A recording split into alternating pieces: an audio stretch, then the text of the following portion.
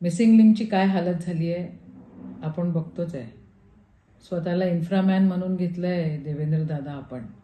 आणि इन्फ्रामॅन काय करतोय नेमकं हे काय समजत नाही आहे महाराष्ट्राला, देशाला. कशासाठी हा गोंधळ? आणि तुमच्या तोंडून वाक्य निघतं की हे टेस्ट होती. तुमचे अधिकारी म्हणतात आहे की खड्डे किरकोळ आहे. काय सुरू आहे? म्हणजे इन्फ्रास्ट्रक्चरचं सगळी क्रेडिट तुम्ही घ्यायचं आणि टक्केवारीचं क्रेडिट कोण घेईल बरं?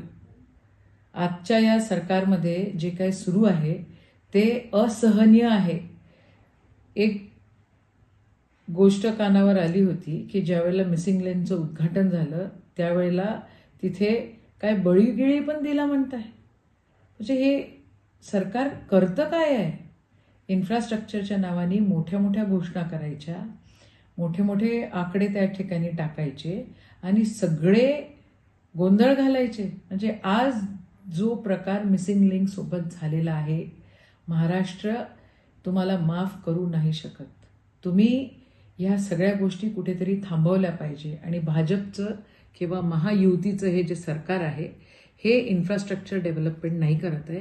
हे टक्केवारीमध्ये त्या ठिकाणी चालतं आहे. 40% टक्केवारीमध्ये चालतंय ते.